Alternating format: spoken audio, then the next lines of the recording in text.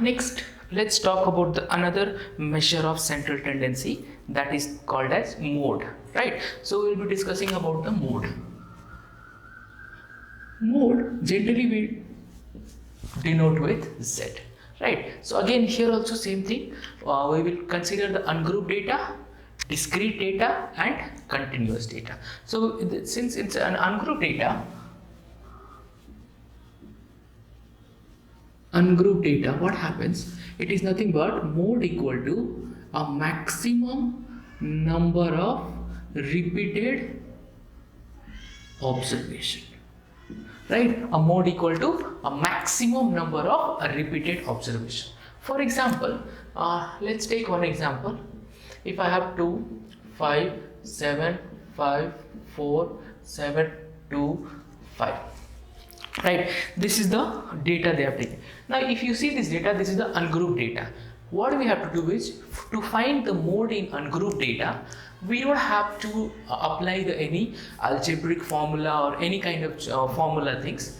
Directly we can find out if there is any repeated value, the maximum number of repeated value. Now you can see here 5 is repeating 3 times, which means your mode will be 5. You can write directly, your mode will be 5. Now there is one small case where the mode is undefined. Where will be the mode undefined? Let's assume that there is one more example. 5, 2, 4, 4, 5, 1, 7, like that. Right. If you see in this, what is happening is 5 is also repeated 2 times and 4 is also repeated 2 times, which means we are unable to decide which is the highest or which is the maximum number of repeated observation. If that is the condition, we will tell this mode is undefined. Right? So this is how we can obtain the mode in the ungrouped data. Make a note of it, then we will move further. So next, let's talk about mode in discrete data. Discrete data is nothing but Z equal to the highest frequency. Right? That will give you the mode. Highest frequency in the sense, what happens is, let's take one example. I have one X and then I have frequency. Right? So in X, let's take I have 5, 10, 15, 20, 25. And frequency like 7, 9, 2, 1. Among this frequency, we have to select what is the highest frequency. So you can see that highest frequency is 9. And corresponding that whatever the value is there, Z is equal to 15. So mode is very simple, like ungrouped data and grouped data we can obtain like this. Correct? Okay, here also there will be one undefined case. In case if there are 2 value, suppose for example instead of 7, if they have given 9 here. So what happens? We cannot decide which is the highest frequency, right? In that condition, mode will be undefined, right? So let's talk about the next mode in continuous data. Now continuous in mode, what happens? We have one formula that called as Z equal to L plus F1 minus F0 divided by 2 F1 minus F0 minus F2 into C. Don't get scared by seeing the formula. When you do the problem, it's very simple to understand. F0 is nothing but a frequency, right? Or sorry, F1 is nothing but the frequency. F1 is the highest frequency.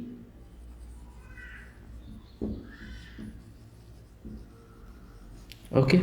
F0 is nothing but preceding frequency and F2 is nothing but succeeding frequency.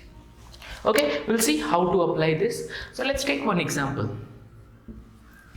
As it is a continuous data, I will take the class interval and the frequency. Class interval, let's take 0 to 10, 10 to 20, 20 to 30, 30 to 40 and 40 to 50.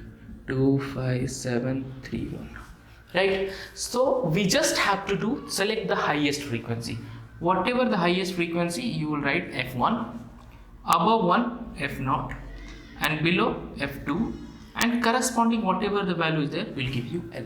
That's all you have to do. Highest F1, above F0, below F2, and the corresponding will give you L. That's all you substitute in the formula. So our formula says L plus F1 minus F0 divided by 2F1 minus F0 minus F2 into C. So what is L value? Let's substitute 20 plus F1 value is 7 minus F0 value is 5 divided by 2 F1. 7 into 2 is 14 minus 5 minus 3 into 10. Right? Again the same thing, normal calculation. We will solve this, add with the 20 and then we will find out the final value.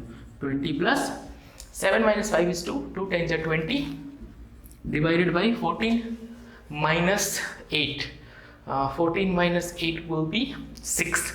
So it will become 6. So if you cancel this, you will get 3.33 something. So 23.3. This is nothing but the Z value. Right. So this is how we can calculate the mode in the ungrouped, discrete and the continuous data.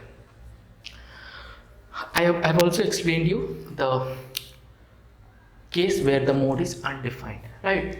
But with this, I would like to explain one small relation which is very useful. Almost in every classes or every exam you can see one small question, 1 or 2 marks question from that particular relation. It's called empirical formula. Empirical formula. Now what does this empirical formula say? It comes from the mean, median and mode.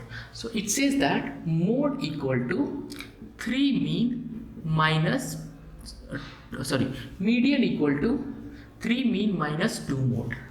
Median equal to 3 mean minus 2 mode. So any out of these two, apply this formula and you can find median, mode and mean if any two are given, right? So make a note of that as well. Then we will move on to the next question. Pause the video to note it down.